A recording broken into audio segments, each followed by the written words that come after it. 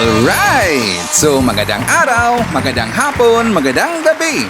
Depende ho yan sa time zone ng ating lugar at sang sulok man tayo ng ating mundo. Sana'y nasa mabuti tayo na kalagayan at walang sakit-sakit ang lahat. Sa makababayan nating OFW at makababayan natin na nandyan sa Pilipinas, babang palang araw sa ating lahat. Okay, so makabayan ko, well, tuloy-tuloy lang tayo sa ating balita dito ng mga tamang balita at sagutin ang maling information na ipapakalat ng mga fake news peddlers ng mga anti-Marcos, lalo-lalo na doon galing po sa mga fentanyl ng mga vlogger makabayan.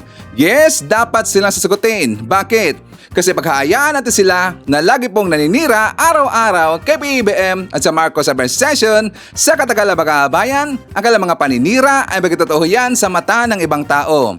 So dapat silang sasagutin kasi ang bagong Pilipinas, bawal po ang mga sinungaling. At syempre, kasama niyo pa rin si Sir Ivan, ang pinakabulol na vlogger sa balat ng YouTube, pero nagbibigay sa inyo ng mga totoo at mga preskong balita na kinukuha natin sa ating kapitbahay na social media. So magandang buhay sa ating lahat mga kabayan and a happy Wednesday sa ating lahat. Okay, so before na mag-start mga kabayan, well syempre, as usual, i-check more natin kung sino yung mga nakapasok sa ating top 5 commenters doon sa ating last vlog. At nandito sa listahan, ang nanguna po, si Emmy Joaquin. Meron siyang 62 na mga comments. Nandiyan po si Eduardo Cartera, meron siyang 58 na mga comments. Lori Mamawag, meron siyang 41 na mga comments. Army Lagaso, meron siyang 39 na mga comments. And Aing Gementiza, meron siyang 37 lahat ng mga comments. Again, say kasamas po sa ating top 5 commenters. At syempre, pasalamatan rin po natin ang ating pong mga silent viewer dito sa ating channel. Thank you so much. And also, pasalamatan rin po natin ang lahat ng mga viewers na lagi pong nagla-like tsaka lagi rin pong nagsishares ng ating mga videos. Thank you so much. And also mga kababayan ko, i-acknowledge rin po natin ang ating po mga channel members. Nandyan sila si Barbara Butler, Maricres, Katita Darl, Pusong Inami, Cosmo Defender, Susan Torres, Eva Ponsalan, Edmond Casellejo, Lia Ann, Gold Digger, Samuel Membrado, Fies Calanti, and Bia Bibar. Pasalamatan rin po natin mga kababayan ang nabigay sa atin ng super thanks or pang lemon ni Sir Ivan. Thank you so much kay Ma'am Eloisa Villanueva. Nabigay sa atin ng 10 Hong Kong dollar. Thank you so much. And also, syempre, i-greet rin po natin ang ating pong mga early birds, yung lagi pong naunguna sa pag-comment dyan sa baba sa ating comment section. Nandyan sila si Ma'am Maricres Hernandez from North Carolina, USA. Hi to Ma'am Emmy Sarino. Nandyan po si Renren, si SVL Razonable. Nandyan po si Len Gonzalez, Nonay Florin Hills, Fibron Yula from Kuwait. Hi to Ma'am Emmy Mapalad, Rights Ritz Sign. Nandiyan po si Maria Cristina If Manimbao, Monflower, Athena Granados, and hi to Florifi Gumapag. Ayan, so kumusta ang lahat? How are you today? How's your Wednesday lunchtime? Di ba lunchtime na dyan sa Pilipinas? Happy lunchtime po sa ating lahat. Siyempre, doon po sa ating mga kababayan po, nakagigising pa lang, ngayon pa lang gumising, at saka wala pang energy makabayan, don't worry, nandito po si Ivan kasi po painitin ko lagi ang inyong mga umaga or inyong lunchtime. And don't forget, drink coffee. Paborito ni Buwan ni Sir Ivan ang coffee kasi si Ivan, coffee addict. Pero meron pong addict makabayan na nandun po sa Davao City. Isang addict, isang mayor doon eh. So anyways, pag-usapan natin mamaya kasi meron ba siyang katarantaduhan na ginawa makabayan. Yes, you heard it right. Siya po ay positive. Kung saan positive siya, yung mayor na yon, mamaya pag-usapan natin yan. At saka, siya nga pala makabayan. Di ba kahapon na pag-usapan natin yung pagkanta ni ex-secretary Francisco Duque na kung saan yung pag-transfer ng funds ng VIDCO budget makabayan doon po sa from DOH to PSDBM na agency makabayan. Di ba may kinalaman po itong si Digong at talagang nilaglag kahapon po ni Doki itong si Digong. So ngayon makaabayan, kasi nga dalang putok na putok po talaga yung balita na yan, pati nga doon sa, sa international po ng mga news stream makaabayan. Ibinalita doon. Yes, talaga ibinalita po. Bakit? Siyempre, laki po ng budget Napakalaki talaga na budget at very controversial po na pangalan ang na-involve po doon sa hearing na yung makaabayan. Diba si Digong? Siyempre, sikat-sikat si Digong. Sikat-sikat si Digong sa pagmumura lang po. At marami pong mga leader na ibang bansa nagalit dito kay Digong. Kaya nasali po doon sa ibang lugar ang balita na yan sa mga international po na mga live stream or nung mga newspaper. Kasi nga, 47.6 billion pesos ang pinag-usapan doon makaabayan. At lalo-lalo na, very controversial kasi nga nasali po yung pangalan, na-involve yung pangalan ni Michael Yang makaabayan. Di ba alam mo natin si Michael Yang? At saka nakatawa dito kasi nga si Michael Yang makaabayan na marami pong mga balita noon po kahit sa panahon pa ni Digong. Ito pong si Michael Yang involved po sa mga ipinagbabawal na droga makaabayan. At maraming talagang kumalat po na balita na yan. Pero nakatawa kasi siya po'y inappoint po ni Digong makaabayan. Di ba inappoint ni Digong naging right hand?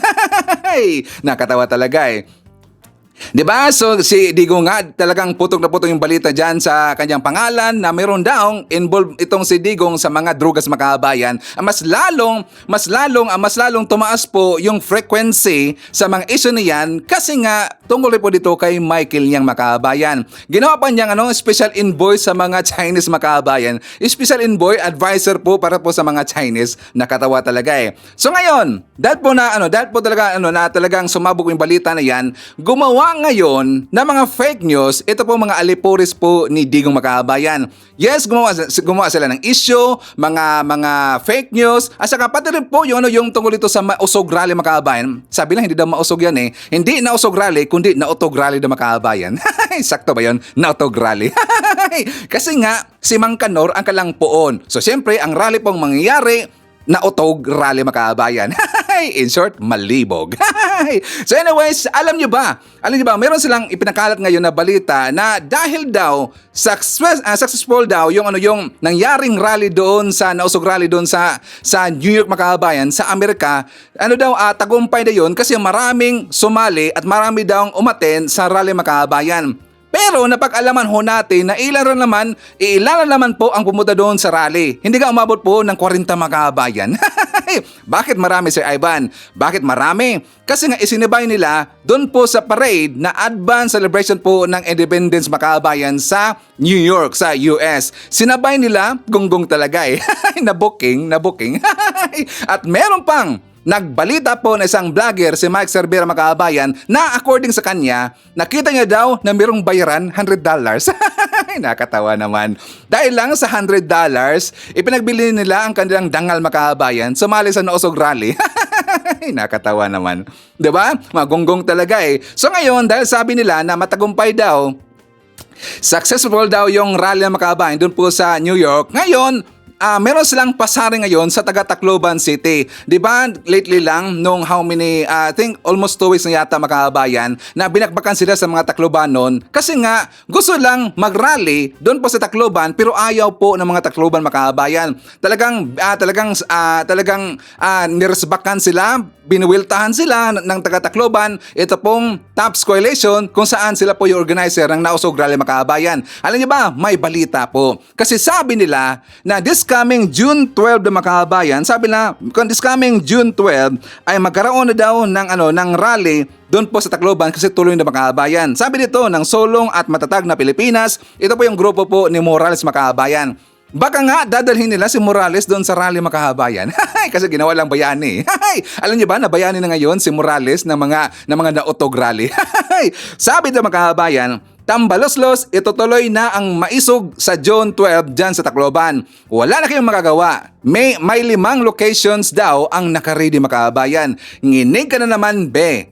Sino na nginig? Sino bang itlog na manginig doon? Taclobanon, mga waray, manginig sila. 'Di ba mga waray? Siya nga pala, shoutout nga pala sa mga taga Tacloban at sa mga taga Leyte. Hindi po manginginig. Ito po mga Taclobanon kasi nga sila po ay totoong maisog. Hindi po yung maisog na laging sinasabi po ng kampo ni Digong, hindi sila maisog, kundi sila po ay mga gunggong makabayan. Hindi po sila totoong maisog. Bakit? kahit anong gawin nila ng kanilang rally mga kababayan na pinag-ingay nila dyan, talagang susulong sila doon sa mga area na sa tingin nila hindi sila papayagan at hindi po susuporta sa kanilang mga kababayan, yun po ang kanilang pupuntahan. Bakit? Ang kanilang goal dito para po maawa ang taong bayan kung sino mang makita sa kanila na iiyak sila mga kababayan. Yan point nila. Napansin ba natin na yung pong lugar po na ayaw sa kanila, yun po ang kanilang pinapuntahan mga kababayan? Diba? Kasi nga, ang gusto nila, makakuha sila ito ng simpatya po sa ibang tao na kanilang mauto mga kababayan.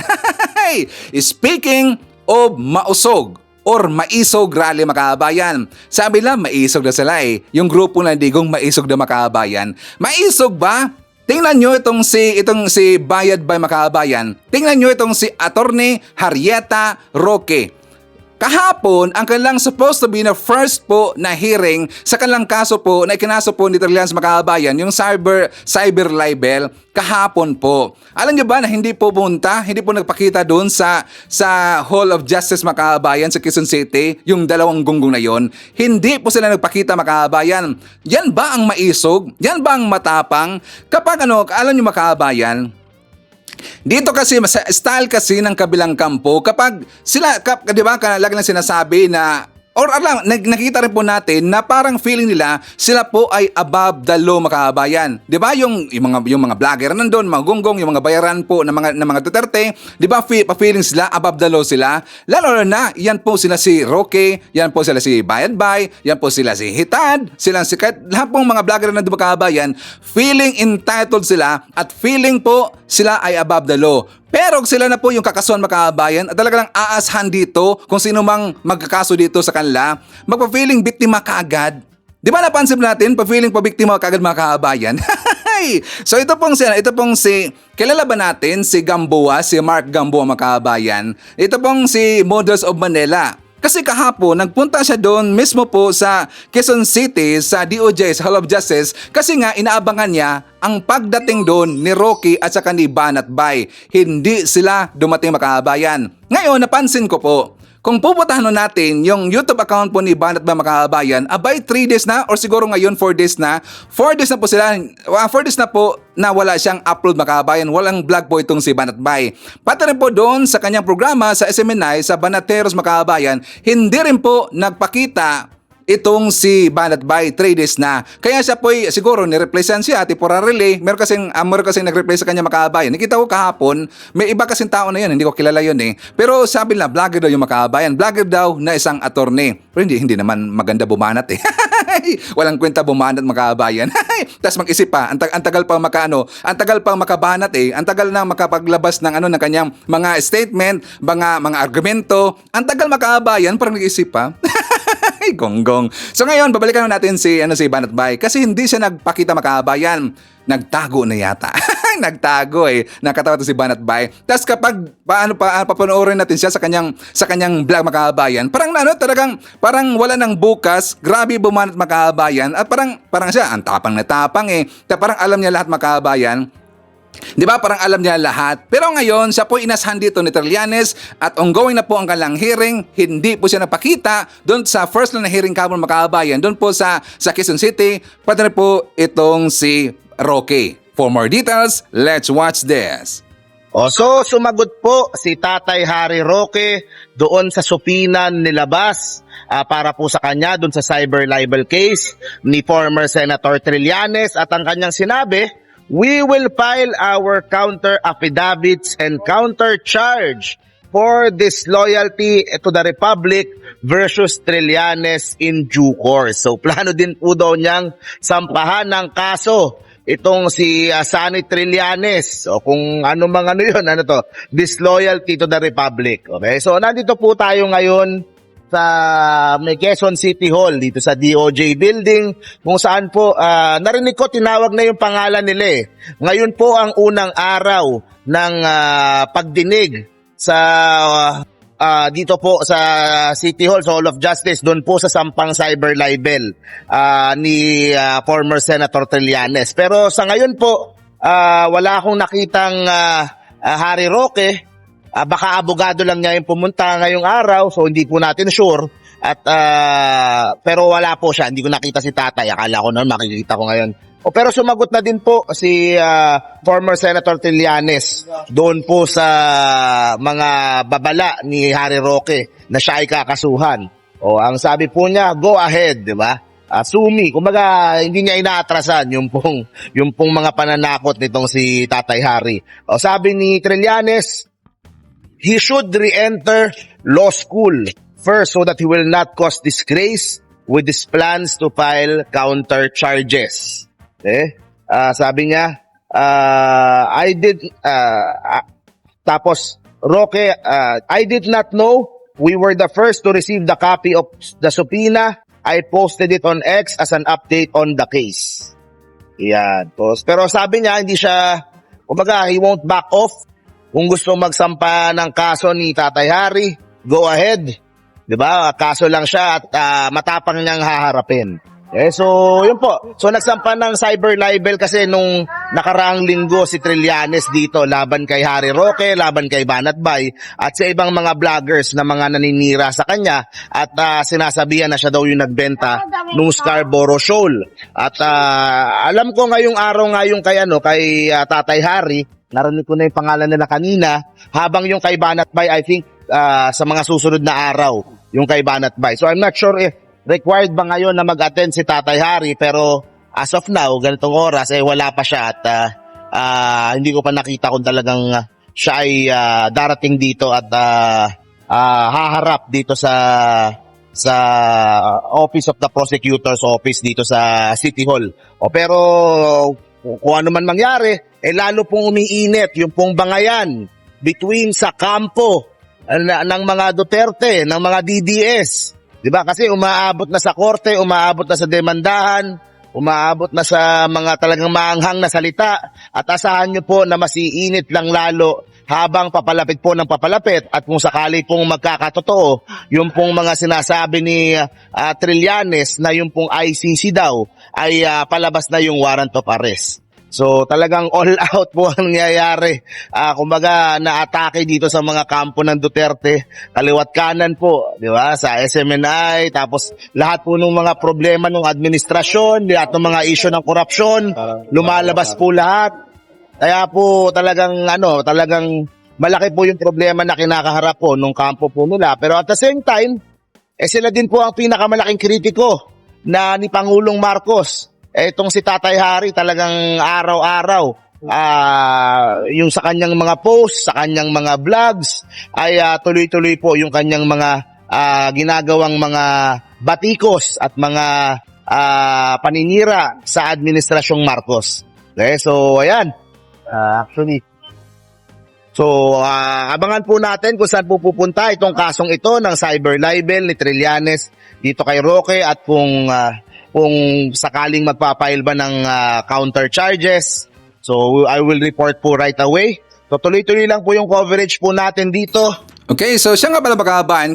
Ngayon ko lang po narinig yun, nasabi po ni Mark, yung si Model Manila, na sa susunod na araw pa pala yung hearing po ni Banat Bay. Pero andun kasi nakalagay sa kanyang thumbnail makakabayan, sabi niya, Banat Bay hindi daw nagpakita sa hearing. So I assume kaagad, nag-assume po kayo sa Ivan na nasasabihin niya na hindi po doon pumunta, hindi po napakita doon ito pong si Banat Bay na kasi nga first hearing makakabayan. Sa next day pa pala ang hearing ni Banat Bay. Pero bakit hindi po nagpakita or bakit po wala ng mga vlog ngayon si Banat Bay makakabayan? Natakot ba? O sumibat na ba? Sabi pa nga ng ating mga kababayan po na ibang vlogger makakabayan, baka daw sumama na doon kay Kibuloy. Baka daw sumama na doon sa kalampuo na si Digong. Siya nga pala, speaking of Kibuloy, di ba mayroon pong vlog po at mga kasamahan po ng mga vlogger na tigi na daw itong si Kibuloy makakabayan. Totoo ba? Natigi na si Kibuloy? Hindi ko maniwala dyan. Bakit sa Ivan? Kasi nga wala akong nakita eh. Diba kung sabihin na natigil na daw itong si Kibuloy, sana meron pong ipapakita na kanyang katawan makaabayan. Hindi ko alam kung sino nauna niyan eh. Pero nakita ko lang sa kanilang mga vlog nila ni Mima, Takiro, maraming iba, sila si Chris Olo, sila si Tamski, basta marami sa makaabayan na nag-vlog po at pati nga si Mike Abe makaabayan, pati nga si Mike Abe. Pero si Mike Abe hindi siya naniwala. Kasi nga wala tayong nakita po na nabangkay dito po kay Kibuloy. Pero alam ho natin, yan po, si resbakan natin makaabayan kasi nga yung kabilang kampo, sila po ay mapanira. Resbakan rin po natin. Natigi na ba? So baka itong si Banatbay, nandun na po kasama ni Digong at saka ni Kibuloy mga kabayan. Okay, so dito po sa kahambugan ni Harrieta mga kabayan. Ano ba yung hambog si Ivan? Yung yung mayabang, itong kayabangan po ni ni Roque kasi sabi niya, 'di ba, siyempre kinasuhan siya ni Trillians Makabayan ng cyber libel. Ang plano po ni Roque according po dito ni ni Mark Gamboa, sabi niya na mag-counter charges dito kay Trillanes. Mag-counter charges kaagad. Alam niyo po, dapat po na ipanalo muna ni Roque ang kanyang kaso dito kay Trillanes bago siya mag-file po ng counter charges mga kabayan. Di ba ang ganun po dapat? Hindi po na kinasuhan ka, mag-counter charges ka agad. Dapat ipanalo niya muna ang kanyang kaso dito po kay Trillanes bago siya mag-counter charges mga kabayan. Di ba dito po sa mga attorney na nanood sa atin, sakto ba si sa Ivan? Kasi yung ganun mga kabayan, I'm not sure kung sakto ba yan. Para sa akin kasi, pagkantindi ko, dapat ipanalo mo muna bago ka mag-file po ng counter charges doon po sa kabilang kung sino mong nagkaso sa kanya mga kabayan. Okay? So anyways, forward tayo. Diba sinabi ko sa intro na meron silang mga ipinakalat ngayon ng mga issues para po matabunan yung issue po ni Digong nung tungkol po doon sa funds, sa allowance, sa budget po ng DOH na finoward doon po sa DBM mga kabayan. Para po matabunan po yung issue na yan, ang dami nilang napakalat po ng mga fake news. Lalo na ito pong merong tagip-tip po sa mata mga kabayan, ito pong si KPL. Marami nagtanong, ano daw yung tagip-tip? Sa mga Bisaya, ano bang tagip-tip? Alam niyo ba yung libag mga kabayan? Alam niyo yung libag? Yung gano'n natin, pag maligo tayo matanggal, yan po ay tagip-tip. So ang tinawag ko na tagip-tip po sa mata, itong si KPL, ito pong si Gonggong na to, yung lagi pong nainira kay PBM, kasi nga meron siyang itim dito. Kung napapansin niyo po, lagi siyang naka-eyeglass mga kabayan or sunglass, kasi nga maitim ang kanyang dito, so tinatawag ko na merong tagip-tip ang kanyang mata, ang itim pa na kanyang lips mga kabayan. Gonggong, mapanira kasi itong Gonggong na to eh. Bakit si Ivan ang ginawa na po niya?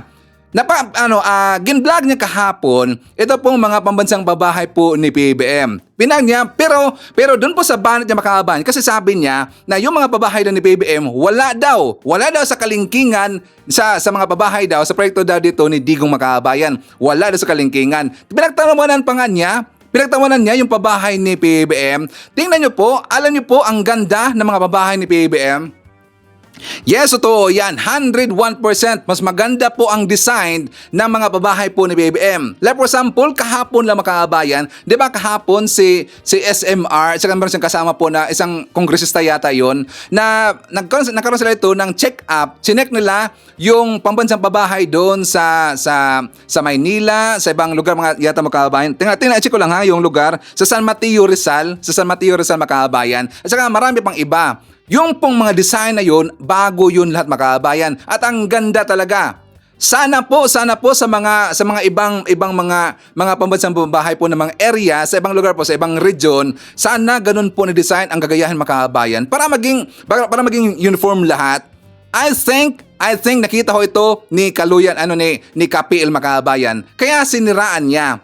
Actually doon po sa kanyang thumbnail, ang kanyang feature doon, ito pong binisita ni SMR. Pero nung sabi na siya, nag-start na siya na mag-vlog, kahit isang lang makabayan, wala siyang ipinakita po na picture. Kaya hindi natin ma-compare kung saan ba doon na pabahay ni PBM ang kanyang sinasabi na mas maganda pa daw yung kay Digong na tayo makabayan na pambansang pabahay.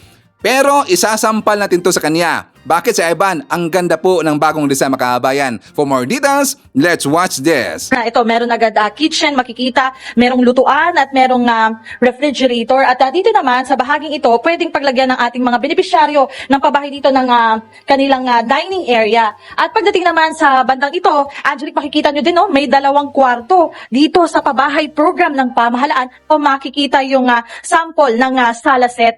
Angelic, isa lang dito nga sa libo-libong units na maaaring mapakinabangan ng ating mga benepisyaryo, ng ating mga kababayan na pabahay program nga ng pamahalaan. At bukod dito sa San Mateo Rizal, meron din ito sa Metro Manila at iba't iba pang probinsya, at handog yan ng Administrasyong Marcos para nga mabigyan ng disenteng bahay ang ating mga kababayan.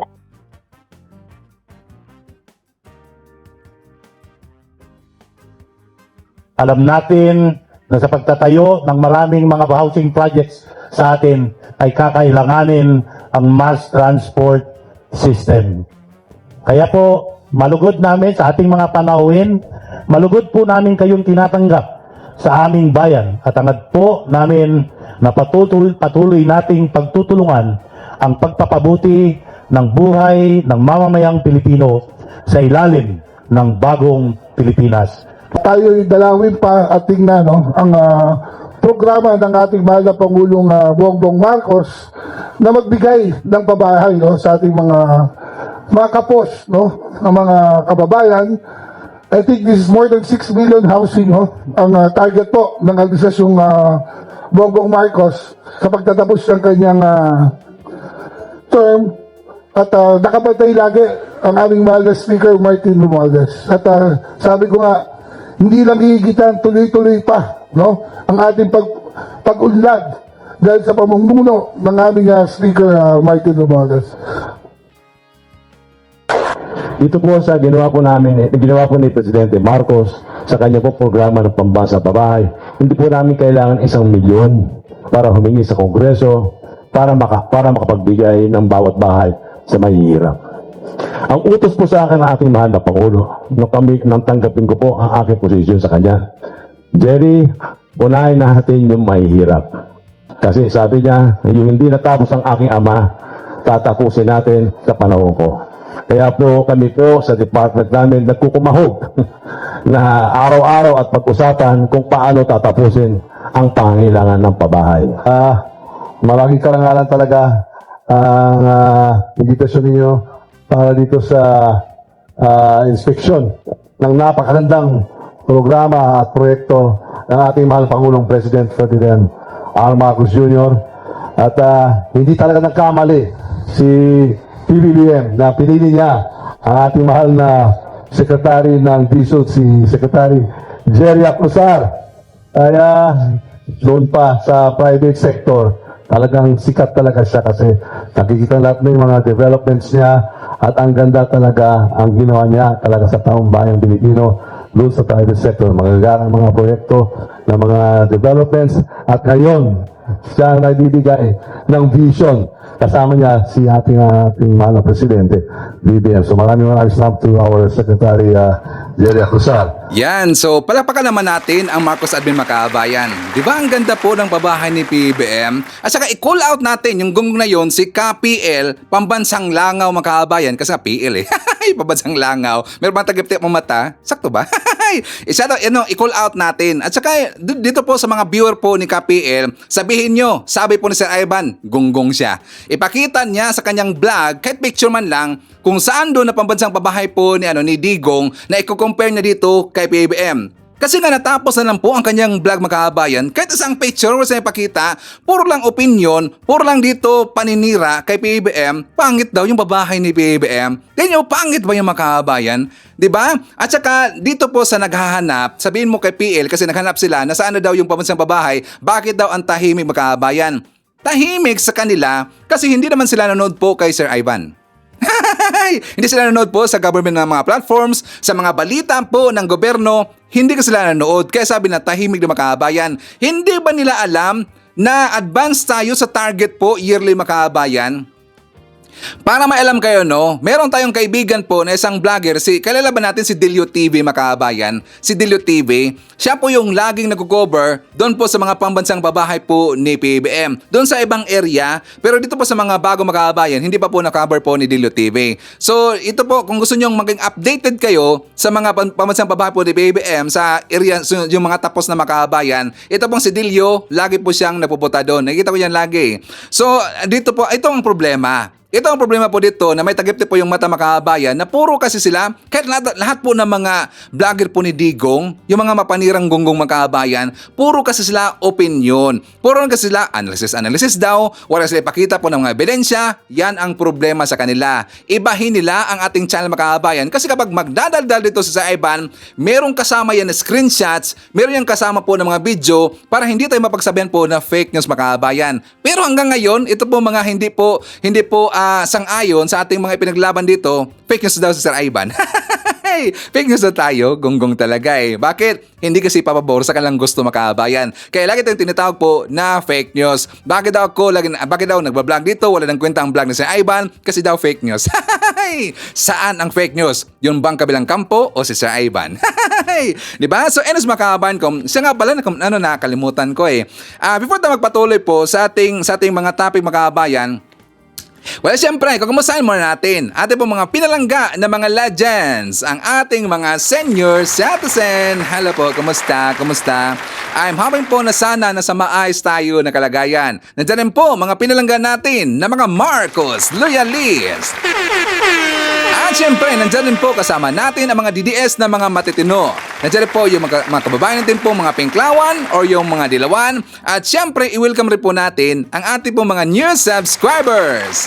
Mga bagong pasok dito sa ating channel, welcome to the family and thank you po for appreciating our channel. Of course, dun po sa ating mga haters, mga anti-Marcos na lagi pong tinitira sa Sir Ivan, I missed you already and I love you all. Don't worry, hindi naman ako nagre-respect sa inyo na dyan sa baba. Di ba marami silang mga hindi maganda po na mga comments sa ating makabayan. Di ba dyan sa baba?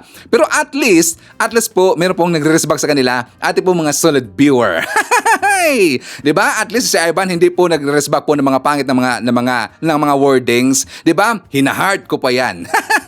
Kasi nga everyone is welcome makabayan. And I still have faith dito po sa ating mga nauto po ng kabilang kampo na sana po maliwanagan na po ang kailang kautukan makabayan na sila po ay nabudol ng mga Duterte. Okay? So, bago natin po pag-usapan po ang mga Duterte makabayan, well, of course, ipapakita ko muna sa inyo yung balita kasi nga, di ba, dito po sa issue po ni Alice Go makabayan na kung saan lumalabas dito na meron pong isang grupo na dyan po sa PSA na pwede pong mabayaran sa aking pagkakintindi makabayan. Meron kasing parang sindikato dyan sa PSA na baka ito pong grupo po nila ni Go na binayaran para po mamanipula ang kanyang live birth makabayan. So dahil po sa issue po ni Go makabayan, meron kasing press conference, ito po si Jingo Estrada, maghihigpit na siya, gagawa siya ng batas na maghihigpit na dito po sa late registration po na live birth makabayan. At para meron tayong idea, ipakita ko sa inyo yung interview nga pala ni Jingoy. For more details, let's watch this. Magkakaroon na ng ngipin. Kasi dati bungi eh. Itong batas na final natin, magkakaroon na talaga ng medyo matapang-tapang na penalty. Isinusulong ngayon sa Senado na higpitan ng requirements at proseso sa late registration ng birth certificates. Kasunod dito ng isiniwalat ng Philippine Statistics Authority o PSA sa pagdinig sa Senado na nakitaan ng irregularidad ang late registration sa birth certificate ni Bamban Tarlac Mayor Alice Go dahil sa kawalan ng supporting documents. Kaya hinala ng mga senador, nagsinungaling ang ama ni Mayor Go nang irehistro nito ang birth certificate ng alkalde noong 2005. Ayon kay Senate President Pro Tempore Jingoy Estrada, layon ng Senate Bill 2703 na patawan ng mas mataas na multa at mahigpit na parusa ang mga magsisinungaling o magbibigay ng false statements sa delayed birth registration. Dito, itataas na ang multa sa 100,000 pesos hanggang 250,000 pesos at may parusang kulong mula 6 na buwan hanggang 12 taon. Kasi yung existing law tungkol dun sa delayed registration, obsolete na, 1930 pa. Yung penal clause dun sa existing law, 200 pesos lang. Tinaas natin sa 100,000 to 250,000. Just to be attuned in our times. Kasi 200, mga 200, di ba? Nire-require rin sa ilalim ng panukala ang certificates of marriage at birth certificate ng mga magulang at kasama rin ang passport ng parehong magulang kung ang isa sa mga magulang ay dayuhan. Ang mga local o municipal civil registrar dapat magsagawa ng personal interview sa applicant at dapat ding bisitahin kung saan nakatira ang bata para matukoy kung totoo ang mga idineklara at supporting documents sa birth registration. Ang mga public official gaya ng mga civil registrar na mapatutunayang lalabag sa batas, maaari ring matanggal sa serbisyo at hindi na kailanman maaaring magsilbi sa gobyerno. Tingin ng ilang senador, sinasamantala ng ilang dayuhan ang delayed registration of birth at posible rin umanong may sindikato sa loob ng mga ahensya ng gobyerno na nag-i-issue ng mga dokumento, kaya umaasa sa Senator Estrada na masasawata ito ng panukalang batas. Siguro may mga sindikato na sa DFA, yung mga nag-i-issue ng mga passport.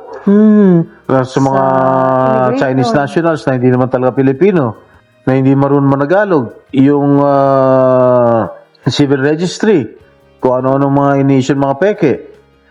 Para dapat matigil na itong mga sindikatong to. Una nang sinabi ng PSA na maghihigpit na sila sa pagproseso ng late birth registration. Okay, so forward na makabayan. Alam niyo ba na nagkagulo ngayon yung mga DDS ng mga supporter makabayan? Itong mga supporter rin po ni BP Sara. Bakit si Ivan? Kahit nga nakita ko doon sa kanilang mga post makabayan, doon po sa isa grupo po nila ni Morales na makaawa na sila dito kay BP Sara. Pero before that, dito kasi nakumpisa yung makabayan. Di ba, sino bang nakakalam na meron pong concert na mangyayari sa Serbisyo Fair Makabayan ng Bagong Pilipinas? Doon po sa Tagum City, sa Tagum po Makabayan, dyan po sa Davao. Alam niyo, pupunta doon ang grupo po na Kamikasi, grupo po nila sila si Darren Spanto, at saka doon po si yung boyfriend po na Makabayan ni Catherine Bernardo. Yung pangalan nun, tingnan ko na po. Ito pong si Daniel Padilla nga pala, si Daniel Padilla. Sila yung kakilala dito saka si Gigi Vibes. Magkaroon kasi ng concert doon sa Tago Makabayan. So dahil po sa concert na yan, alam niyo ba na tinira dito yung gobyerno na po natin? Kasi nga, sabi nila, puro daw pa-concert ang Marcos admin, puro daw pa-concert Makabayan. Bakit daw hindi natupag daw yung pangako daw ni PBM na 20 pesos per kilo na bigas, nakalimutan na kasi daw yung budget para daw Makabayan, dire daw pinangbigay sa mga ayuda at saka pa-concert daw ng gobyerno dito po sa Bagong Pilipinas, Serbisyo Fair Makabayan. Dahil tinira nila, ito pong mga pa-concert po ng ating gobyerno, at least merong concert Makabayan. Diba? Kung makikita ho natin na bibong-bibo po ating gobyerno at lang full support dito, full blast po sa mga pamimigay po ng ayuda sa ating mga kababayan, ang ibig sabihin yan, hindi po kurap ang ating gobyerno. Bakit? Kasi meron silang budget lagi mga kababayan, hindi po ibinulsa. Hindi yan nangyari kasi sa Duterte admin, kaya nga tinitira makabayan kasi nga sila po insecure dito. Insecure sila dito at selos na selos sila. Bakit nagawa ho yan ng Marcos administration? Bakit hindi po nagawa po ng Duterte admin makabayan? Kasi nga si Digong napakakurap yung gonggong na yon. Kaya hindi niya kayang magawa na nagawa po ng Marcos admin. Kaya tinitira nila yung ayuda makabayan. Tinitira nila dito yung lagi pong pa-concert. Pero at least may nakita tayo na concert. At least po ma-enjoy rin po kahit minsan ating mong kababayan po dyan po sa Tagum. Ito po ibibigay po ng suporta galing po sa ating gobyerno makabayan. Bakit sila nag-ingay? Kasi nga Tagum, kasi nga Mindanao makabayan, yan po ay baluarte po ng Duterte. Pero ngayon, happy sila at talagang excited sila kasi nga pupunta doon ang Bagong Pilipinas Serbisyo Fair. Hindi yan magawa po ng mga Duterte kasi nga mga korap. Puro lang pang bulsa makabayan. Okay, so bakit nagkagulo sila Sir Ivan? Kasi nga si Pipe Sara may nagsabi makabayan na pupunta daw doon. Pupunta daw itong si Pipe Sara mapakita doon sa pagkakaisa concert makabayan. So ngayon, dahil nga ayaw na nila makipag-unite po sa gobyerno natin, ayaw nila, kaya sila po'y nagmamakaawa dito ni BP Sara na hindi daw pupunta doon sa concert ng makabayan. Sabi pa nga dito ng Sulong at Matatag na Pilipinas, Tagong Pagkakaisa concert dadaluhan ni PBM. BP Inday pupunta raw ipakita ang unity at solidarity. So meron po silang nabalita makabayan kasi nga pupunta doon si PBM sa pagkakaisa concert. Yung sabi ko pupunta doon Kamikasi, pupunta rin po daw doon si PBM. Kaya pupunta rin po daw doon itong si BP Sara makabayan. Sabi pa nga dito sa mga comment na makabayan, ipapakita ko lang sa inyo kasi nga sila po yung nagmamakaawa at ayaw na po nila na si BP Sara nalalapit daw kay PBM. Pero siyempre si BP Sara kailangan po ni BP Sara itong si PBM. Bakit? Kasi nga sa darating po na eleksyon makabayan. Pero ulit nga po dito, wag na po tayong magpapauto po sa mga Duterte makabayan. Alam ko po, ang gagawin dito ni BP Sara ay kukunin naman po niya ang sipatsa dito ng mga makamarcos makabayan. Kasi nga kailangan niya ang boto ng mga makamarcos. Pero siyempre, lulubog na dito ang barko po ni BP Sara dahil po yan sa kagagawan po ng kanyang papa, dahil po yan sa kagagawan po ng kanyang brother, ito pong si Baste, at saka marami pang iba, ang mga vlogger nila, hindi na po mapagkatiwalaan ito pong si BP Sara makabayan. Kaya siya po ay lalapit dito kay PBM kasi naramdaman niya, tumagilid na po ang kalang barko makabayan. Unti-unti na po nag-alisan dito ang kalang mga supporter. So sabi dito po, ang alipores po ni BP Sara, sabi niya, Sabi nito ni M. De La Cruz, iwan ko sa iyo, Inday, ikaw ang dahilan ba't maraming nabudol yan. Sinuway mo, tatay mo. Marami bang nabudol si PBBM? Mas maraming nabudol ang mga Duterte. Sabi dito ni Hiraya Amihan na BP it's time na siguro mag-side sa imong tatay. Paminawa taon me. Dapat daw pakinggan na nila, pakinggan daw ni BP Sara, ito po mga nag-iingay ngayon na humingi sa lito ng pabor na hindi daw pupunta doon si BP Sara sa rally, sa concert Makabayan. Sabi ba dito ni Mayi V, tama na BP, please. Alam niyo po sa mga sinasabi na yan, gusto na ito ipapalabas na maraming nabudol ang Marcos admin. Maraming nabudol po si PBBM. Yan po ay kabaliktaran Makabayan. Diba? Yan po ang kabaliktaran. Sila nabudol po ng mga Duterte.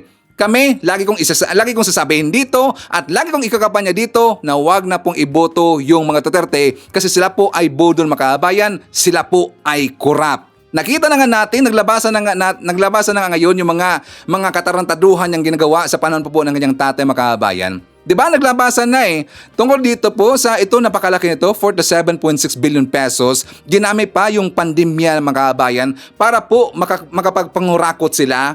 Bakit nila sabi na merong corruption nangyari yon? Kasi nga nandun po ang pangalan ni Michael Yang Makabayan. Ngayon, itatanong ko po dito, okay lang ba sa atin na lalapit pa si BP Sara kay PBBM Makabayan? Please comment dyan sa baba at babasahin ho niyan mamaya ni Sir Ivan. Okay? So Makabayan ko, before tayo mag-jump sa ating next topic, kasi nga naalala ko na sinabi nga pala ni Trillanes Makabayan. Di ba sabi ko sa inyo na hindi talaga aalis sa kanyang pesto bilang isang Deputy Secretary ito pong si BP Sara Makabayan kasi kailangan niya po ang posisyon na yan sa kabinete po ni PBBM. Hindi po yan aalis po si BP Sara. Tama po ang sinabi po ni Trillanes. Di ba sabi dito sa balita, BP Sara won't quit cabinet yet to squeeze DepEd perks for 2028 na plans. Sara Duterte is not heeding calls to leave the Marcos cabinet because she can still take advantage of the position for her political plans. Sabi ho yan ni Trillanes. Bakit? Ulitin ko po dito. Ang pagiging DepEd Secretary, makapunta siya sa iba't ibang lugar Makabayan. So yan po ang chance po ni BP Sara na makakampanya siya o mangkampanya siya. And secondly, malaki po ang budget ng DepEd Makabayan. Kaya hindi po talaga iiwan ho yan ni BP Sara. Kahit na lagi niyang sinasabihan dito na napaka-take face na po, ang kapal na ng mukha po ni BP Sara Makabayan, nagpakapalan siya na kanyang mukha kasi meron siyang interest dyan po sa DepEd kasi po ito po ang kanyang chance na makapangampanya sa Makabayan para po sa darating po na 2028. Diba? So yan po ang malaking rason kung bakit hindi po yan bibitawan po ni BP Sara ang kanyang posisyon dyan po sa DepEd Makabayan. But before that, i-shout muna natin. Nandyan po si Trexie Velia, hi to Jelly Corrales, i-shoutout po natin si Lucita Barriera. Hi to Eliza Menyola. Nandiyan po kasama natin si John Cuan, Leonardo Celiero, Norse Verano. Hi to Merjen Tan, Nador Cadabos. Kasama rin po natin si Emmy Joaquin, Rolando Sulet, Wilson Sia, Romy Hernandez, Melly Tadio, Estela Tangliben. Nandiyan po si Ryan Labor, Linda Lim, and Ana Cordoba. Okay, so pag-usapan na po natin, ito pong si Basti Duterte Makabayan. Si Ivan, bago po sinabi na nag-positive po itong si Basti. Yes, positive siya Makabayan sa kanyang kayabangan. Bakit mayabang? Ang yabang naman talaga Positive siya sa kanyang kayabangan kasi lagi niyang sinasabi Makabayan at lalong-lalo na kanya pong Alipores, laging sinasabi na malinis daw ang Davao City. Malinis daw sa mga korupsyon, malinis daw dito tungkol po sa mga ipinagbawal na gamot, pero yan po ay taliwas sa kanyang sinasabi. Lalo ito po ay pumutok Makabayan, biniligtad na naman po siya. Bakit? Diba kahapon pinakita ko sa inyo na ito pong si Baste, medyo siguro naging high na naman po Makabayan, baka hindi natin alam kung ano po ang kanyang tinira dito, naging high na naman po, tinira naman po niya si SMR. Diba meron siyang isang baboy Makabayan, nagintag niya, ito pong si SMR. So, ibig sabihin na gusto niya ipalabas dito kasi nga ginlagay niya sa kanyang caption Makabayan na hungry pig daw itong si SMR. So, tinira siya ngayon Makabayan. So, ito pong mga lumabas ngayon ng mga balita na meron dang 37 lahat ng mga opisyal sa local government po, mga tauhan po ni Baste Duterte mga kababayan, positibo po sa ipinagbabawal na gamot. Isipin nyo, 37 lahat ng mga opisyal dyan po sa local government po ni Baste mga kababayan. Kung sabihin natin dito, no, 37 po na positibo dito sa drogas. Nag-iisip ngayon na meron na po sigurong mga nagpositibo noon sa panahon po ni Sara Makabayan at panahon rin po ni Digong na baka hindi na po ibinalita. Kaya nga nabash ngayon na naman po itong si Baste Makabayan. Nabash! Bakit? Siyempre ang yabang-yabang nila Ang yabang-yabang, tas tinira pa si SMR, samantalang hindi siya nag-iisip dito na ito pong, ang kanya pong tinira makabayan, ito kasing pagtira po ni Baste dito kay SMR, patawa talaga Kasi tinira niya ang isang napaka-productive po na speaker dyan po sa House of the Representative makabayan at isa rin pong lawyer, ito pong si SMR, siya rin po ay nag-graduate dyan sa UP Law makabayan. And aside from that, graduate rin po siya sa Cornell at saka umattend siya sa Harvard. Ano ba ang credentials dito na makita natin po dito kay Baste Makabayan? Diba? Sige nga, Baste, pakita mo nga ang credentials mo. Trying hard naman itong si Baste. Gusto niyang ginagaya po yung the way po magsalita ang kanyang papa at the way na po siya dito mag-act. Kasi nga siya po ay trying hard. Gusto niyang gayahan po ang kung paano mag-act dito ang kanyang papa Makabayan. Pero dyan po sa ground, wala naman talagang nagawa dyan si Baste. Puro lang bunganga, puro lang paninira Makabayan. Ipapakita ko sa kanya. Ito pong vlog po ni Nino Barsaga, talagang dinurog niya dito. Ito pong si Digong, pati po itong si Baste Makabayan. For more details, let's watch this. Pinangangalandakan ni dating Pangulong Rodrigo Roa Duterte ay hate to drugs. Di ba? Diyan tayo napabilib kay Pangulong Duterte dati. Diyan tayo sumuporta sa kanya laban sa kontra illegal. Pero, may mga pagkakataon kaya nung panahon niya, nung siya ang nanunungkulan bilang Pangulo ng ating bansa, ilan kayang taga Davao City na empleyado ng City Hall ng Davao ang nagpa-positive sa drug test? Or baka hindi lang inilalabas sa social media, baka hindi lang nilalabas sa news. Pwedeng ganon. Siyempre, kasiraan nga naman yun ng mga Duterte. Biruin mo, kampanya laban sa droga, galit sa droga, tapos may mga magpa-positive. Ito ang inyong sagutin. Bakit sinasabi ni Congressman Surigao del Norte Representative Robert H. Barbers na mayroon mga empleyado ng Davao City na 37 na government employee na nag-positive sa drug test. Yan pong mga nag-positive na yan, ayon kay Congressman Ace Barbers, lehitimong mga empleyado ng Davao City. Di ba nakakagulat? Paano lulusutan ang mga Duterte na may mga empleyado sila na gumagamit ng ipinagbabawal na gamot, na alam naman nating lahat na galit ang mga Duterte daw sa mga drugs. Hindi kaya pautot lang talaga? Hindi kaya kaek-ikan lamang ang sinasabing anti-drugs dahil kalaban sa negosyo? Tignan nyo na lang mga kaibigan, si Michael Yang, malapit kay dating Pangulong Duterte. Malapit sa kanya, ginawa niya pa. Ito pagpapatunay ito bilang malapit sa kanyang tao na yon, na si Michael Yang, nasangkot sa mga illegal drugs ayon sa Kongreso. Inappoint niya pa nung panahon niya bilang secretary envoy ng mga Chinese.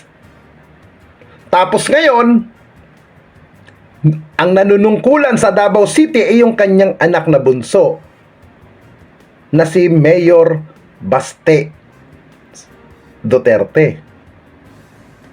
Paano kaya ano kaya itong ipapaliwanag kaya nila rito?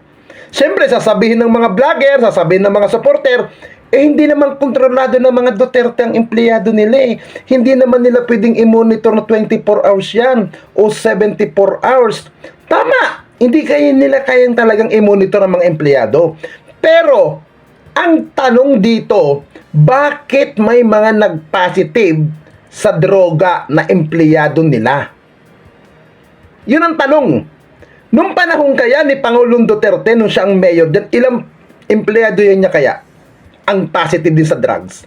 Ilang empleyado rin kaya nung panahon ni Vice President, nung siya ang mayor ng Davao City? Ilan empleyado kaya ng Davao City Hall ang positive? Meron pa ngang allegation dyan, di po ba? Na isa sa mga staff ni BP Sara daw, nahuli rin daw dati. Daw, ha? Lumabas sa mga news yan. Di ba? Tapos ngayon, panahon ni Baste, ganun pa rin. Alam nyo, ito tapos ngayon mayroon war on drugs si Mayor Baste sa illegal na droga. Mismong bakuran niya, hindi niya malinis, hindi niya masilip yung loob mismo ng bakuran ng kanilang gustong malinis. Abay, Mayor, sabi ka ng sabing bangag ang Pangulong BBM. Sabi ka ng sabing droga, nagdadrugs ang Pangulo, bangag, bangag, bangag. Teka, bakit mayroon kayong 37 na empleyado sa City Hall ng Davao City? Bakit hindi nyo kasuhan ang mga yan? Hindi pwedeng tatanggalin lang yan. Dapat kasuhan nyo, panagutin ninyo. At dapat pailan nyo rin sa ombudsman yan nang hindi na makabalik sa tanggapan ng gobyerno ang mga adik na tauhan ninyo. Kasi under nyo po yan eh. In fairness naman po to sa mga napatay dyan sa Davao noong nakaraan, na mga sinasabing napatay na naman dahil daw sa war on drugs. Bakit may mga empleyado kayong buhay? Bakit yung mga empleyado na yan at 37, mga buhay pa yan, ba't hindi pa napatay yan? Connected din para sa illegal na droga. Abay, teka, hindi kaya kalaban ang napag-iinitan? Tagkapartido, hindi nakaputang ina. Nagkakaulo lang tayo rito. Kaya dapat lamang imbestigahan yung mga napatay sa judicial killing ng panahon ni dating Pangulong Duterte. Para magkaalaman kung yung ba'y sangkot talaga sa illegal na droga. Bago kayo kumuda, bago kayo magsalita, bago kayo magparatang na ang Marcos administrasyon ay adik, linisin nyo muna ang bakuran ninyo. Nakakahiya po kayo, madam! Nakakahiya po, Mayor Baste! Kasi nga, positibo po ito si Baste sa kayabangan, makaabayan. Positibo sa kayabangan. Shoutout po natin. Nandiyan po si Lorna Gatmaitan, Belia Bautista. I-greet po natin ang happy birthday si Rodolfo Radarabor of Tansa, Cavite. Happy birthday.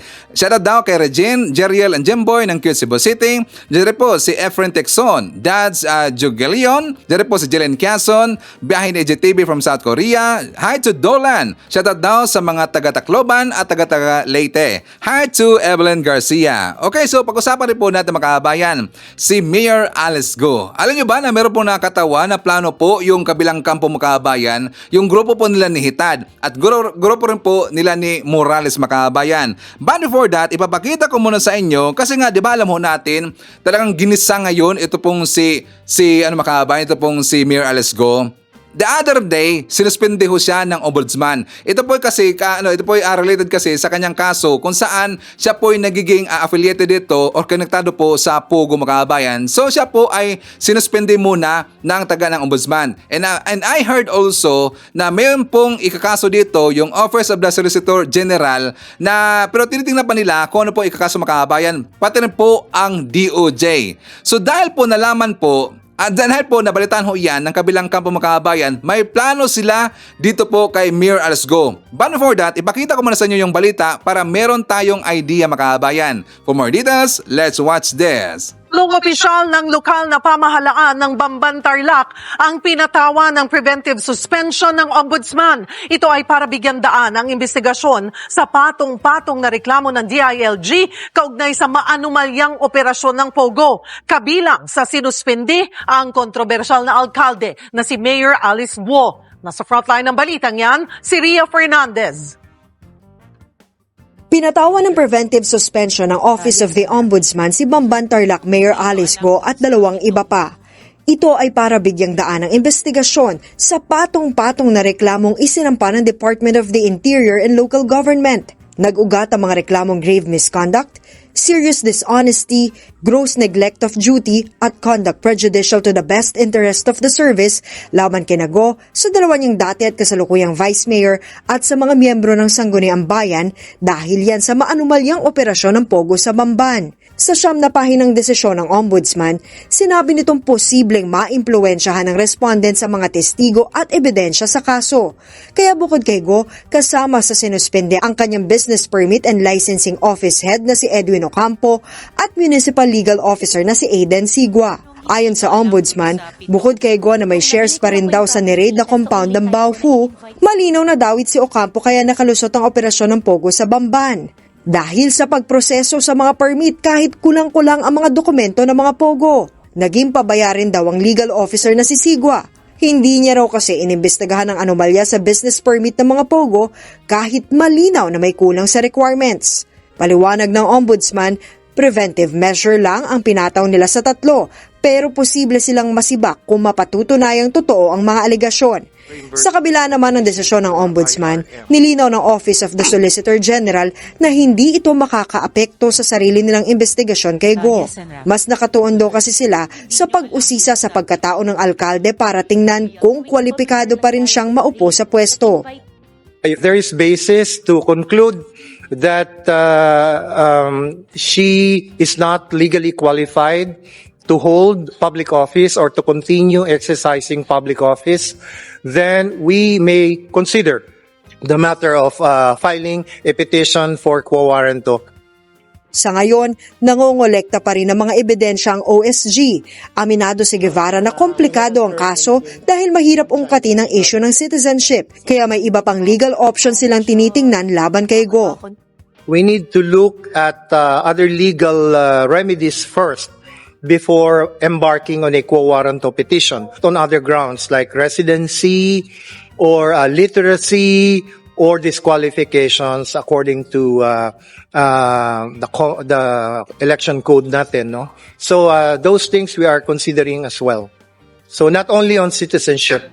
Okay, so idagdag ko rin po sa inyo yung balita makahabayan kasi nga dahil po dito sa ongoing na ginagawang investigasyon po ng DILJ at saka siyempre sinuspender po itong si Mayor Alice Go makahabayan, meron pong 49 na pulis na taga Bamban Tarlac na kung saan tinanggal rin po sila sa pwesto makahabayan dahil po dito sa issue po ng Pogo. For more details, let's watch this. How come for the longest time ay nag-ooperate po itong sinasabing illegal na Pogo diyan sa kanilang lugar? How come na hindi po nila na monitor na may mga ganito na palang illegal activities? Isa sa ilalim sa reorientation at reformation program sa Subic ang 49 na pulis na inalis sa Banban Municipal Police Station. Ang mga ito ay binubuo ng 2 opisyal at 47 tauhan ng Banban MPS. Ayon kay PNP Public Information Office Chief, Police Colonel Jean Fajardo, inalis ang mga ito sa pwesto habang iniimbestigahan kaugnay sa nadiskubring illegal na operasyon ng Philippine Offshore Gaming Operators o POGO sa lugar. Kapag ganyang may malalaking krimen sa isang lugar, may mga illegal activities na nangyayari and yet hindi gumaganap sa kanilang mga tungkulin ang ating mga kapulisan. So ang tinitingnan natin yan, yung possible negligence at kapabayaan dun sa kanilang trabaho po. Pinalitan aniya sila ng mga tauhan mula sa Police Regional Office 3 at mga investigador mula sa kalapit na bayan. Tiniyak din ni Colonel Fajardo na hindi maaapektuhan ang operasyon, lalo na ang mga nakabinbing kaso na hawak ng mga inalis na pulis. Sinigurado po natin na yung strength po, 1:1 po yung naging palitan po dito. Kung 49 po yung inalis po natin, ay 49 din po yung ipinalit po natin sa kanila para masigurado po na hindi po ma-hamper po yung delivery po ng ating serbisyo, lalong-lalo na po sa mamamayan po ng Banban Tarlac po. Muling nilinaw ng PNP na hindi nila kinukonsinte ang mga maling ginagawa at kapabayaan ng mga pulis. So this is not the first time na ginawa natin to. Bagamat ang PNP leadership po natin ngayon ay mabilis din po sa pagbibigay po ng insentibo at reward doon sa mga commendable acts po ng ating mga pulis. Pero mabilis din po nating dinidisiplina yung mga pulis.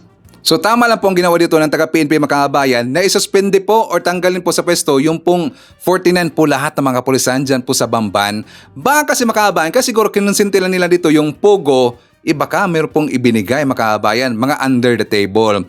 Hindi naman kasi yan mawala po sa ating mga kaisipan. Di ba? Meron talagang mangyari at mangyari na ganyan mga kabayan. Sad to say, that is reality. Totoo naman talaga yan eh. Marami pong nangyari na ganyan mga kabayan. Kaya siguro hinayaan na lang po ng kapulisan ng Bamban yung Pogo na kahit alam nila na marami pong ginawang kabulasagan yung Pogo mga kabayan at marami pong nagrereklamo sa kanila, binaliwala lang po ng kapulisan ng Bamban. Kaya tama lang po ang ginawa po ng PNP na sila po'y tinanggal sa pwesto at saka dinala sila doon po sa ibang lugar mga kabayan. Okay?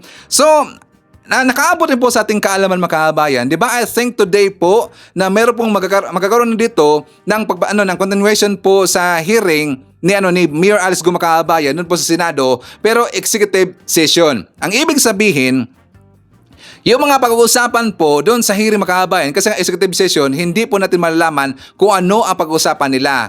Pero kahapon may nakita ako na balita mga kabayan na meron pong daong partner. Ito pong si Mayor Alice Go na isa rin po daw mayor makabayan. At ito po isinawalat po ni Senator Jenggoy Estrada. For more details, let's watch this.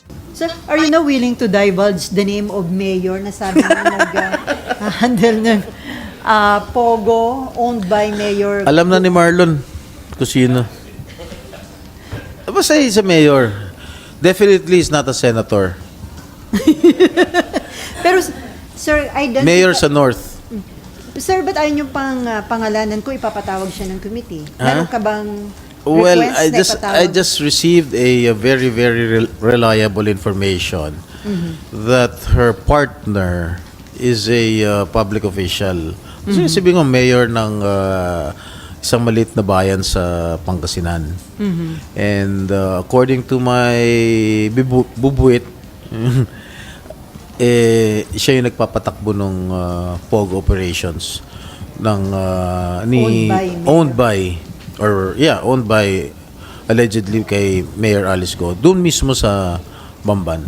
So sir, ipinapatawag na ba yung mayor na yun? Hindi pa. Pero isasuggest nyo Well, na patawag? if I can get pieces of evidence linking that mayor to the POG operations, then patatawag ko. So sir, yun incumbent ngayon, yung mayor na yun, na nagpapatakbo ng Pogo ni... Yes.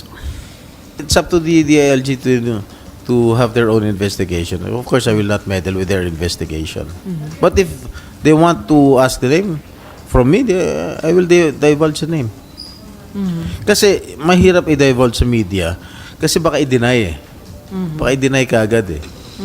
Okay, so ngayon mga kabayan, ilalahad ko na sa inyo kung ano po ang plano nila ni Hitad, ang kailang grupo po nila ni Morales, at saka ng kabilang kampo mga kabayan, yung mga vlogger po nila ni Digong.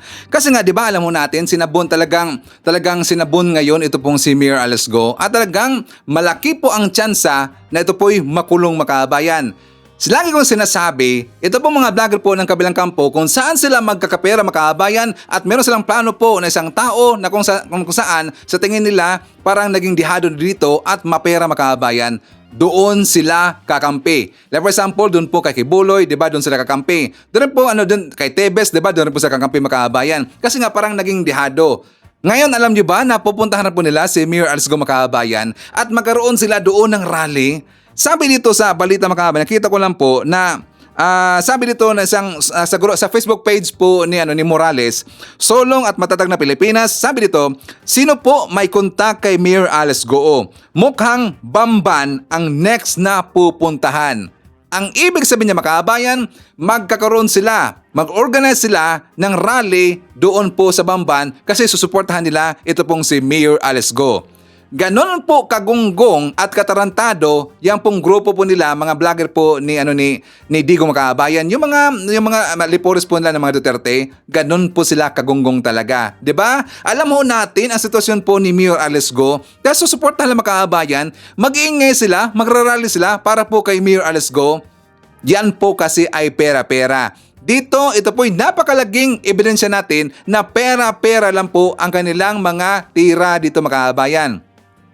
Kung saan sila makakapera, doon sila. Kahit nagbumukhang sila itong tanga at mga kwanggol mga kabayan, wala silang pakialam as long as magkapera no sila.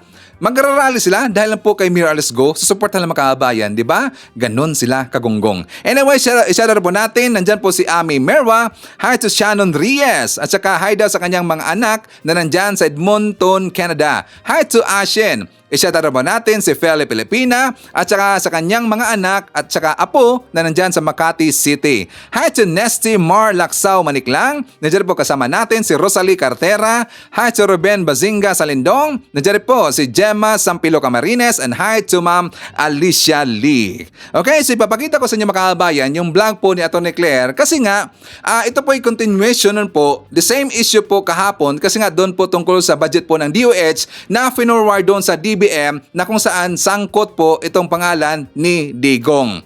Naalala kasi niya mga kabayan na bakit daw, napatanong siya, bakit hindi daw ipinatawag itong si Digong.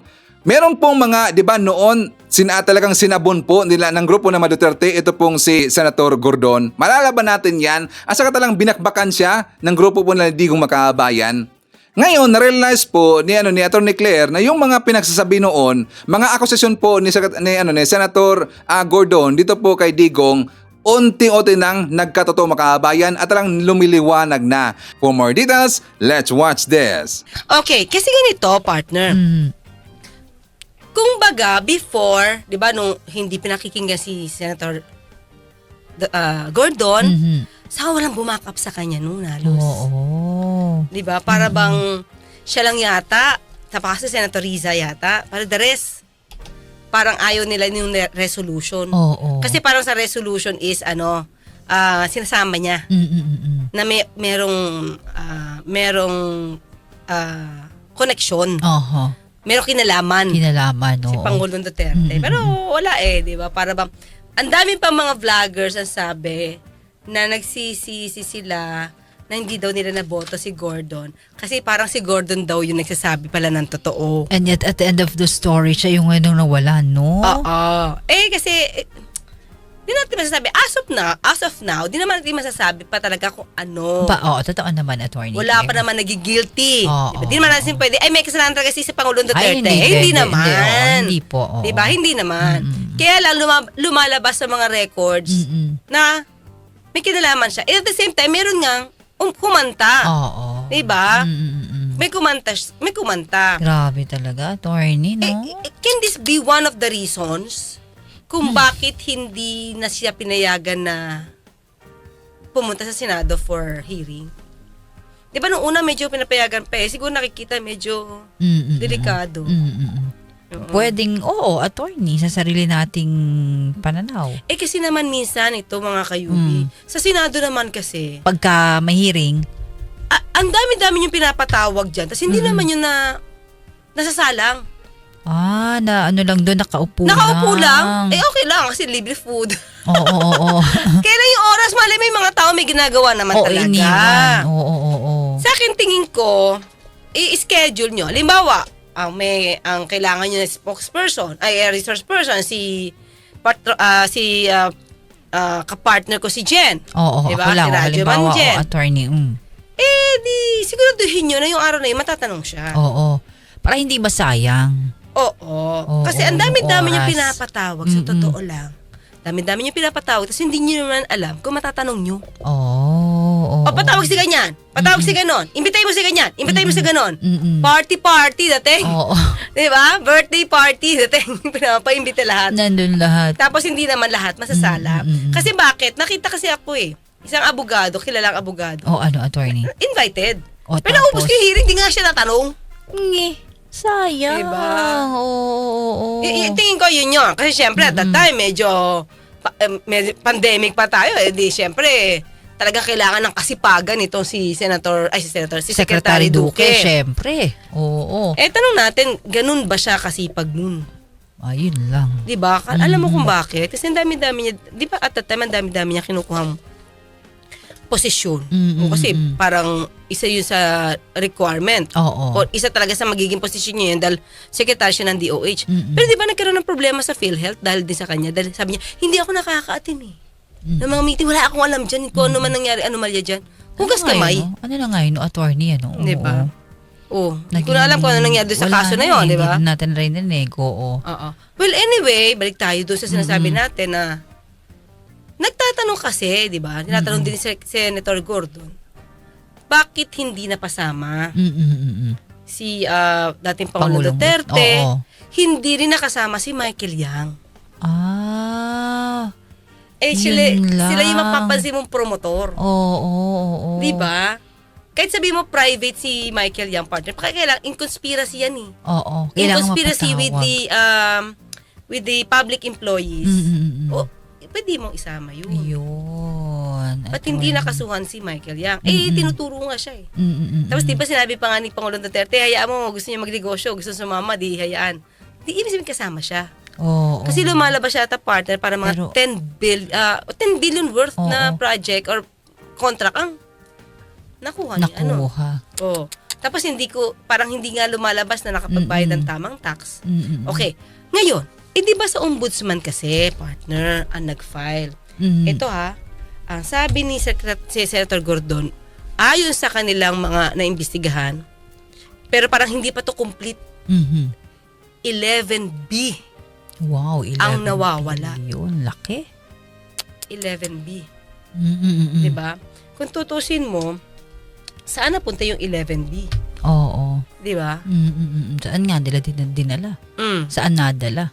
Ito nga may nagbiro 11B lang ba siya? Isa pa yan. 11B lang ba? Yung sinasabing hindi ma-i-account ni Pangulong Duterte? Mas malaki si dahil siya ni anak niya. 51B yun eh. Ay, oo nga pala. Yung sa 51B yun, mas malaki. Diba? Pondo rin. Daig naman nila si Vice President. 125M lang si Vice. Diba? Oo nga, attorney, may mga usapin ng ganyan, Ano ba to, diba? Para business, family business na ba to? But anyway, ito yan, partner. Sino ba ang nagsampa ng kaso kila Secretary Duque at kay Christopher Lau? Ombudsman. Okay, ngayon, si Ombudsman. Si Ombudsman partner, ang idinimanda lang partner, hindi pa nga plunder. Graft and corruption lang. Kumbaga medyo magaan-gaan pa yun, Attorney Claire. Kasi ang plunder, maano na yun eh. no bail. Oo, matindi yung... Diba? Oo. So ito medyo, hinapyawan lang. Graft and corruption. Siguro kasi, di naman pwedeng hindi niya masampa. Nagbase daw sila doon sa investigasyon ng Senado. Para ang hirap namang hindi sampahan lahat, bubukol, halatado. So kailangan may magsasakripisyo. Diba? So kailangan sakripisyo mo, unang-una, si Duque. Saka si Christopher Lau. Kasi pero pansin ng partner, si Christopher Lau kasi yun sa PSDBM diba? Undersecretary siya. Okay? Ang lumalabas kasi partner, kung hindi naman kinuha ni Secretary Duque yung pera, lahat, bilyon 46.7 billion. Okay?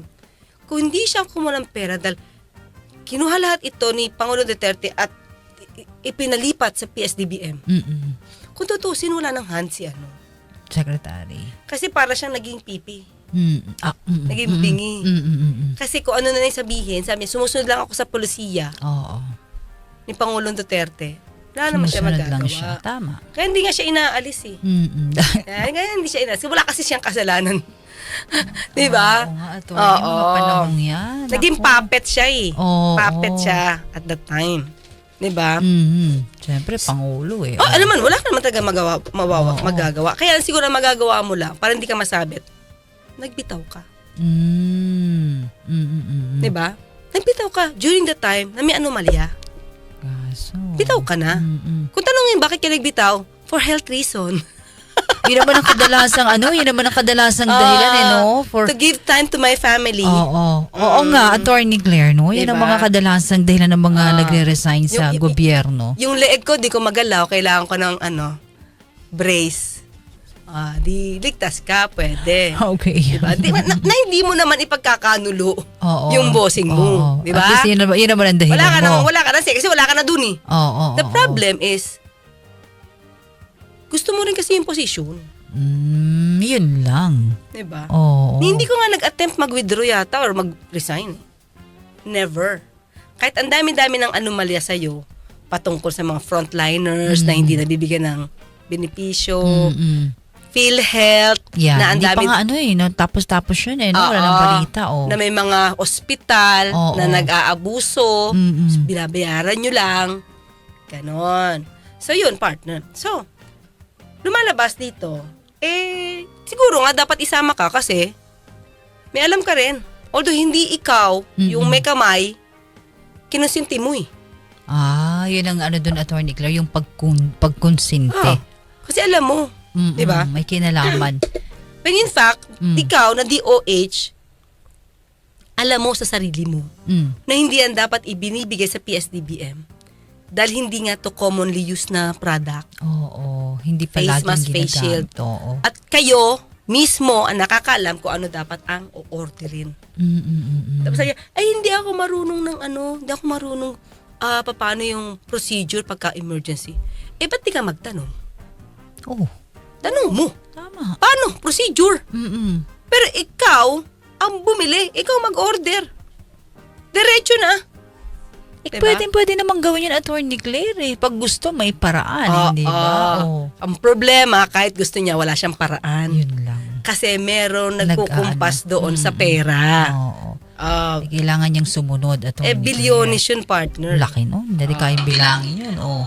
Okay, so any comment, suggestion, or reaction sa ating mga topic ngayong araw, please feel free to comment dyan sa baba at babasahin nyo yan mamaya ni Sir Ivan. Okay, so anyways, yan po ang ating mga nakalap na mga balita ngayong araw. Kung nakaabot ka po sa portion ito, sana nakapag-like na ho tayo. Libre po mag-share. Libre din na mag-subscribe. Again, maraming salamat sa mga viewers na hindi nag-skip ng ating mga commercials. Thank you so much. At before natin tatapusin ang ating programa ngayong araw, sana sabayan nyo si Sir Ivan para sa ating live messaging prayer. Makapangyarihang Diyos, maraming salamat po sa biyaya ng aming pagpapagal. Naway manatili kaming tapat sa aming mga hanap buhay, sapagkat alam naming galit ka sa madayang timbangan. Huwag mo pong pahintulutan na dahil sa kagipitan, matukso kaming tumaliwas sa inyong kalooban. Sa pangalan ng ating Panginoong si Jesucristo, Amen. So maraming salamat mga kababayan, and I hope to see you again on my next video.